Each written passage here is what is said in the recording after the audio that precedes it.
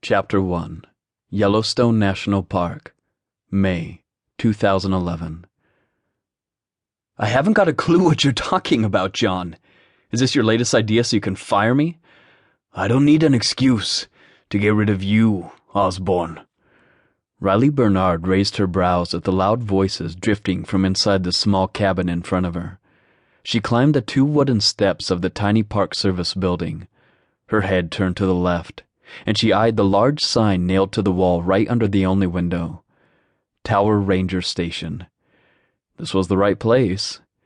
There were a few other similar buildings nestled amongst the trees off this gravel lane from the main road, but this was where she'd been told she'd find Ranger Dan Osborne, and one of the voices had definitely said that name a second ago.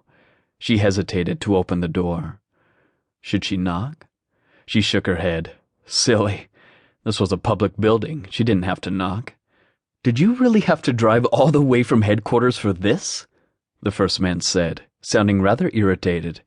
Riley's hand froze on the door handle. Didn't those guys realize that the window was open? Not that there were any other people around, so this might be a secluded enough place to have an argument. Apparently they were too busy arguing that they hadn't heard her drive up. Stop playing games with me, Osborne. How did we end up back in the 21st century? And it's May, it's supposed to be July. Where is the device?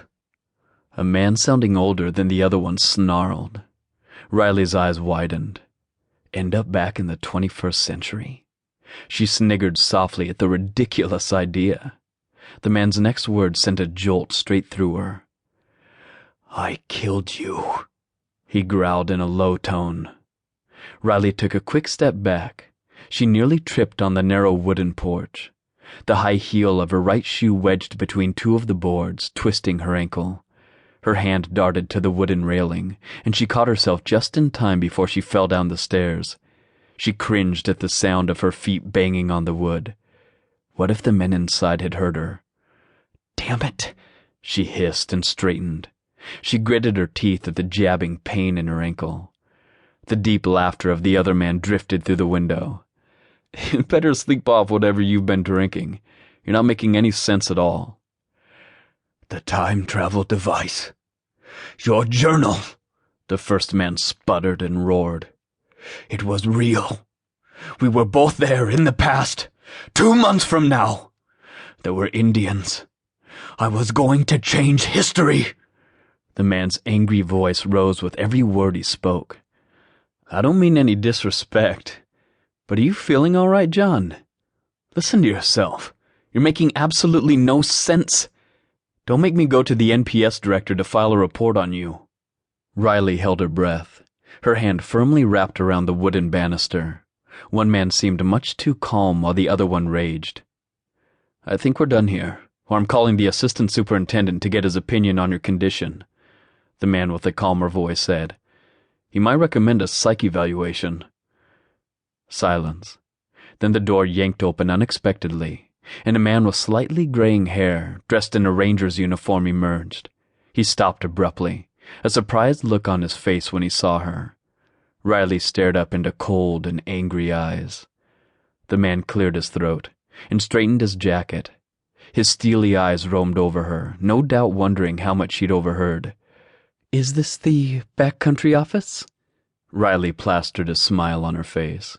She pushed her black-rimmed glasses further up her nose and raised her chin, then darted a quick glance at the name tag on the man's uniform. John Hastings. I need to get some information about a camping permit, she added to sound convincing. The older man's eyes traveled lower. He raised a disbelieving eyebrow when his gaze fell to her skirt and high heels. He shook his head slightly, nearly imperceptibly, and a quick flash of annoyance darkened his eyes. It vanished just as quickly as it had appeared, and he even smiled at her. This is the backcountry office. Ranger Osborne in there can help you. He stepped aside to let her pass on the narrow porch. He nodded curtly, then lifted his ranger hat to his head and marched down the couple of stairs. Riley turned to watch him for a second, then faced the interior of the small office. Inhaling a quick breath, she expelled it through parted lips and stepped inside.